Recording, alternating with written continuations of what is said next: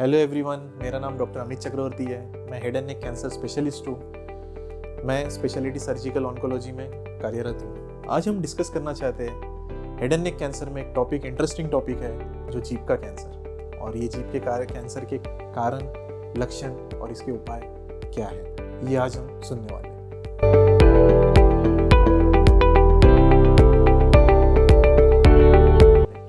तो काफ़ी पेशेंट्स हमारे पास आते हैं जिनके जीभ में छाला होता है और उनके मन में यही संकोच होता है, क्या ये कैंसर है या नहीं। देखिए, हर जीभ में छाला होना कैंसर, ये एब्सोल्युटली गलत है। जब तुम्हारे जीभ में छाला है लेकिन 3 हफ्ते से वो ठीक नहीं हो रहा है, आपने एडिक्वेट ट्रीटमेंट लिया उस पर, मीन्स ऑइंटमेंट लगाया है, मल्टीविटामिन टैबलेट्स लिए है, ठीक है, गर्म खाना अवॉइड किया है, और उसके बाद भी वो जख्म जब ठीक नहीं हो रहा है, तो आपके मन में एक संकोच आना जरूरी है, क्या ये कैंसर है, और आप अपने जो कैंसर स्पेशलिस्ट है उन्हें संपर्क करना चाहिए। दूसरा, काफ़ी पेशेंट्स हमारे पास आते हैं जिनमें जीभ के ऊपर या तो सफ़ेद कलर का चांदी हो जाता है या लाल कलर का चट्टा होता है। क्या ये कैंसर है या नहीं है? देखिए, जो सफ़ेद कलर का चांदी और लाल कलर का चट्टा है, ये कैंसर नहीं है। इसे हम pre malignant condition, means cancer से होने वाला एक स्टेज पहला बोला जाता है। क्या ये ट्रीटेबल है? 100% क्यूरेबल है। इसमें बेसिकली हम क्या करते हैं आजकल,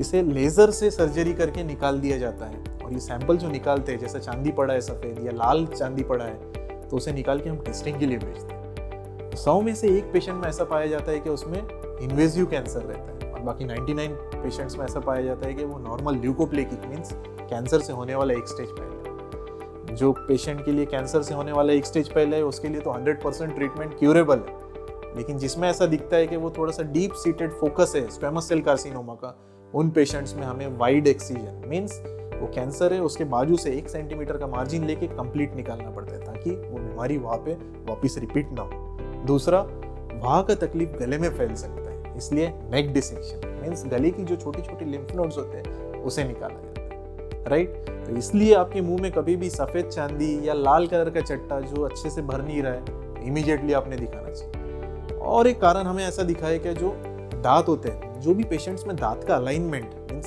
सही नहीं होता है, और वो दांत जब जीभ के साथ कंटिन्यूअसली घसता रहा, तो वह जब जख्म हो जाता है, वो जख्म कैंसर में चेंज हो सकता है। इसलिए सबसे इंपॉर्टेंट ये, जब भी आपको लगा कि आपका दांत कंटिन्यूअसली जीभ के साथ घस रहा है, इमीडिएटली डेंटिस्ट के पास विजिट करिए। वो डेंटल फाइलिंग कर देंगे चाहिए, ताकि उसका जो शार्पनेस है, उसका जो धार है, वो कम कर देंगे, और वो घसेंगा नहीं और जख्म नहीं होगा। Early prevention is very important, because हमें सबको मालूम है prevention is better than cure. फिर कुछ पेशेंट्स हमारे पास ऐसे भी आते हैं जो बोलते हैं, सर हमने तो कभी तंबाकू, बीड़ी, पान मसाला कभी सेवन ही नहीं किया, फिर भी हमारे जीभ में या जीभ के पीछे वाले भाग में कैंसर हो गया, कैसे? साइंटिस्ट लोगों ने काफ़ी रिसर्च किया, और स्पेशली नॉन एडिक्टेड, मीन्स जो लोग सेवन नहीं करते, उनमें ये पाया गया कि ह्यूमन पेपिलोमा वायरस एक इम्पॉर्टेंट कारण है। और मैं आप सभी लोगों को ये वीडियो के माध्यम से ये बताना चाहता हूँ कि human papilloma virus is one of the vaccine preventable cancer. Mean vaccination करवाने से हम 99% प्रिवेंट कर सकते हैं। सिर्फ मुंह का ही कैंसर नहीं, बल्कि जो बाथरूम का रास्ता होता है, संडास का रास्ता होता है, उधर का भी कैंसर, मेल और फीमेल दोनों में। तो ये वैक्सीनेशन करवाना बहुत जरूरी है। प्रीवियसली ये वैक्सीनेशन का ये था कि सिर्फ फीमेल्स को कराना चाहिए from 9 to 27 years, but WHO ने उसका गाइडलाइंस एक्सटेंड करके मेल्स को भी वो बेनिफिट प्रोवाइड किया, राइट। अब जब ये पेशेंट्स हमारे पास आते हैं तो इनका सिम्टम क्या होता है? तो सिम्टम सबसे इंपॉर्टेंट है कि वो गर्म खाना नहीं खा सकते, या खाना खाते हैं तो खाना खाने में दिक्कत होता है, राइट। और तीसरा, उनके जीभ में तो दर्द होता ही है, प्लस जिस साइड में जीभ में छाला है वही साइड का कान दुखता है। ये कान क्यों दुखता है? This is a referred pain. जीभ की जो नर्व सप्लाई कान को सप्लाई करती है, वो सेम नर्व सप्लाई जीभ को भी करती है। इसी के कारण समझ लो आपके राइट साइड में छाला है तो आपका राइट साइड का कान पेन होगा।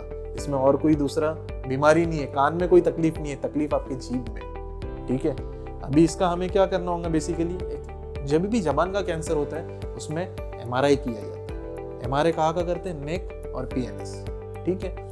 वो करके हमें देखा जाता है कि एग्जैक्टली बीमारी कहाँ तक है, मीन्स जबान के एक ही पार्ट में या दूसरे साइड में भी जा रहा है, आगे है क्या पीछे वाले जबान पे भी है, गले का क्या पोजीशन है, वहाँ पे स्प्रेड हुआ है नहीं हुआ है।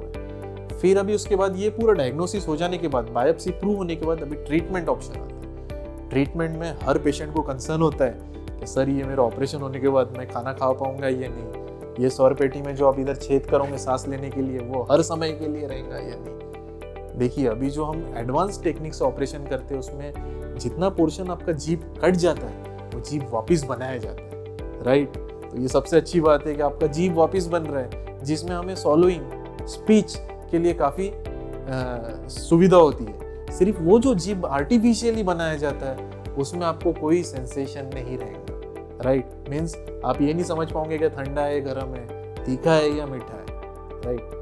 बट आपका नाक का नली जो है वो साधारणतः 3 से 4 हफ्ते के अंदर निकल जाएगा। प्लस स्वर पेटी में जो नली डालते हैं हम ट्रैकियोस्टोमी कहलाता है, वो हार्डली 1 से 2 हफ्ता रहता है, उसके बाद निकल जाता है। मैं ये कहना चाहता हूँ आपको, जो जीभ का कैंसर है एब्सोल्युटली ट्रीटेबल है, क्यूरेबल है।